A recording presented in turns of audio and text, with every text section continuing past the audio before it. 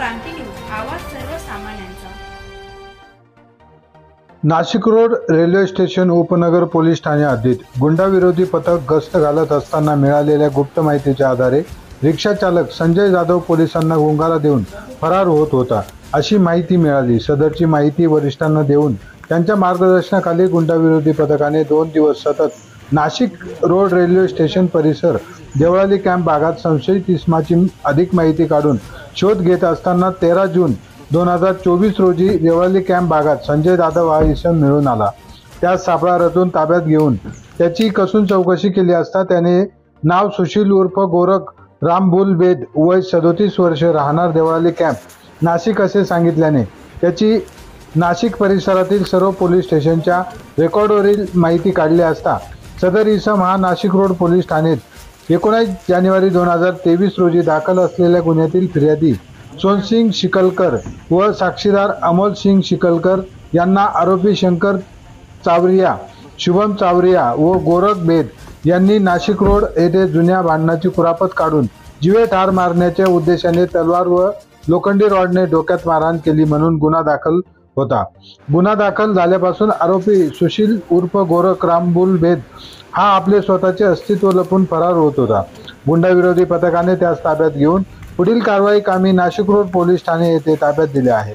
सदरची कामगिरी वरिष्ठांच्या मार्गदर्शनाने गुंडाविरोधी पथकाचे सहाय्यक पोलीस निरीक्षक ज्ञानेश्वर मोहिते, पोलीस अंमलदार अमोल गुंजा, डीके पवार, विजय सूर्यवंशी, राजेश सावकार, सुनील आडके, प्रदीप ठाकरे, गणेश भागवत, प्रवीण चव्हाण, निवृत्ती माळी, अक्षय गांगुर्डे, गणेश नागरे, नितीन गौतम, सुवर्णा गायकवाड यांनी संयुक्तरित्या उत्कृष्ट कामगिरी पार पाडली आहे।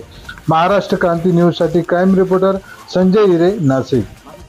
माननीय पोलीस आयुक्त श्री संदीप कर्णिक सर यांच्या आदेशानुसार गुंडाविरोधी पथक हे नियमितपणे railway station, college, bus stand व पोलीस ठाणे हद्दीत गस्त करत असते।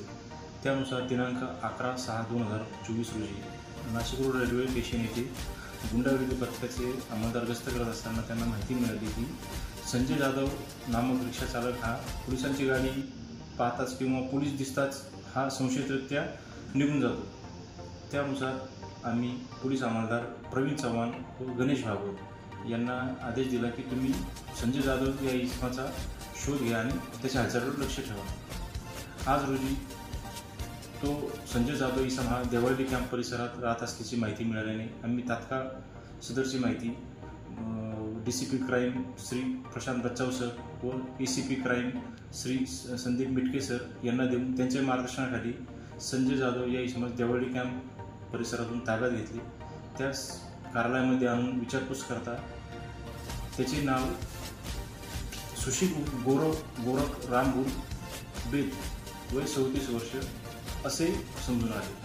सदरचा इसम हा नाव लपवून का फिरत होता, का वावरत होता, त्याचे ओरिजिनल नाव सुशील गोरख रामबुल बेद असताना तो संजय जाधव नावाने का फिरत होता याचा शोध घेतला असता आम्हाला नाशिक रोड पोलीस ठाणे गुन्हा रजिस्टर नंबर 25/2023 भादवी 307-504-506-34 मधील सुशील गोरख रामबुल बेद हा फरार असल्याचे समजून आल्याने आम्ही त्याच्याकडे विचारपूस करून त्यास अटक केली व नाशिक रोड पोलीस ठाणे ताब्यात दिली।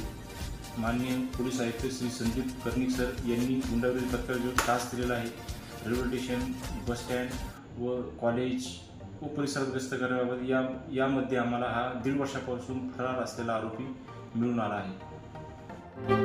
अशाच नवनवीन बातम्या पाहण्यासाठी आमच्या महाराष्ट्र क्रांती न्यूज या YouTube चॅनलला लाईक करा, सबस्क्राईब करा आणि बेल आयकॉनला प्रेस करा।